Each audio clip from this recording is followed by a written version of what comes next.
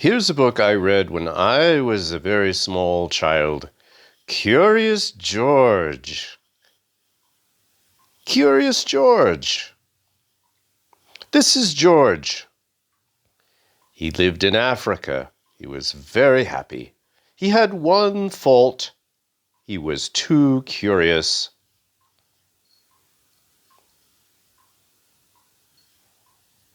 One day, George saw a man. He had on a large yellow straw hat. The man saw George, too. What a nice little monkey, he thought. I would like to take him home with me.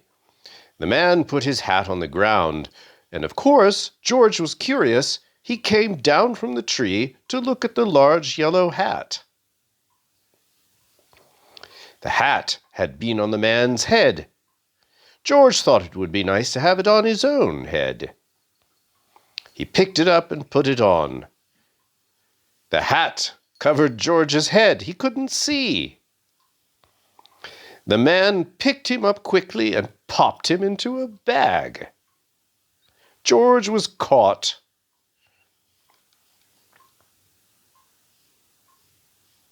The man with the big yellow hat put George into a little boat, and a sailor rowed them both across the water to a big ship.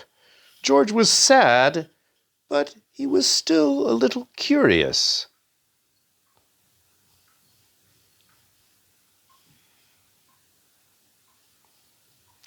On the big ship, things began to happen. The man took off the bag.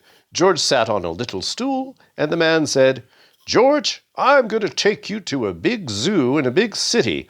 You will like it there. Now, run along and play, and don't get into trouble." George promised to be good, but it is easy for little monkeys to forget. On the deck, he found some seagulls. He wondered how they could fly. He was very curious. Finally, he had to try. It looked easy, but... Oh, what happened? First this, and then this. Oh, no.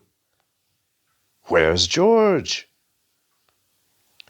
Where is George? The sailors looked and looked. At last they saw him struggling in the water and almost all tired out. "Man overboard!" the sailors cried as they threw him a lifebelt. George caught it and held on. At last he was safe on board.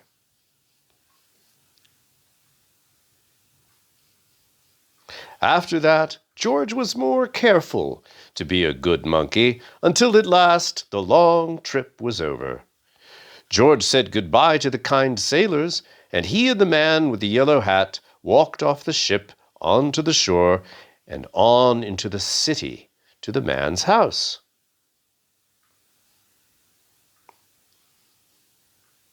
After a good meal and a good pipe, George felt very tired. He crawled into bed and fell asleep at once.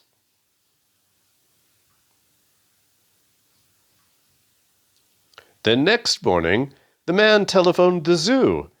George watched him. He was fascinated. Then the man went away.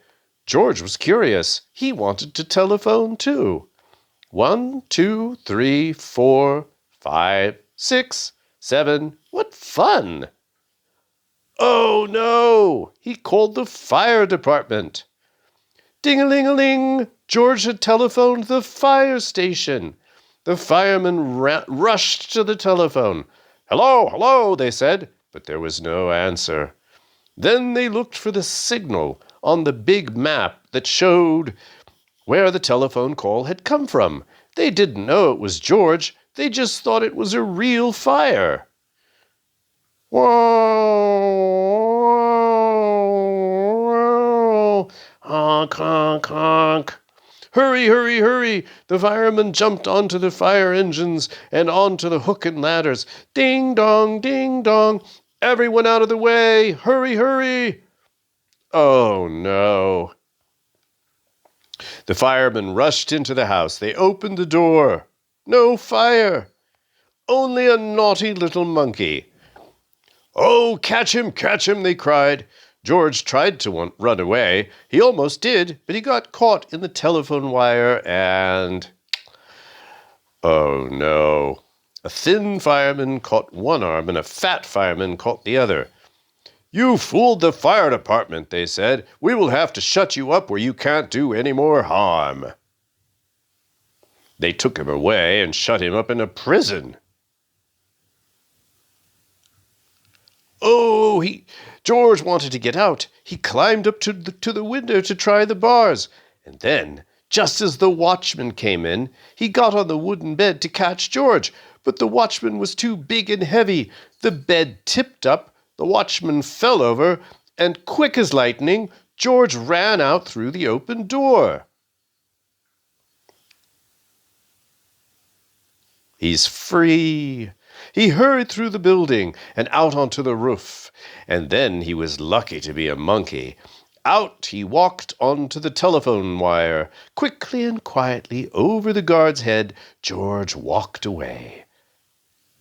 He was free. Yay!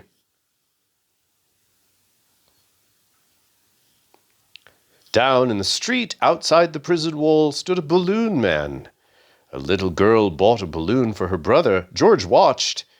He was curious again. He felt he must have one. A bright red balloon. He reached over and tried to help himself, but... Oh, no!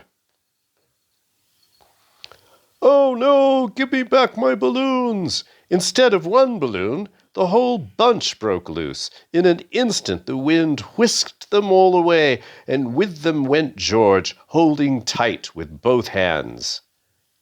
Wow! That looks like fun, actually. Look at that. Up, up he sailed, higher and higher. The houses looked like toy houses, and the people like dolls. George was frightened. He held on very tight.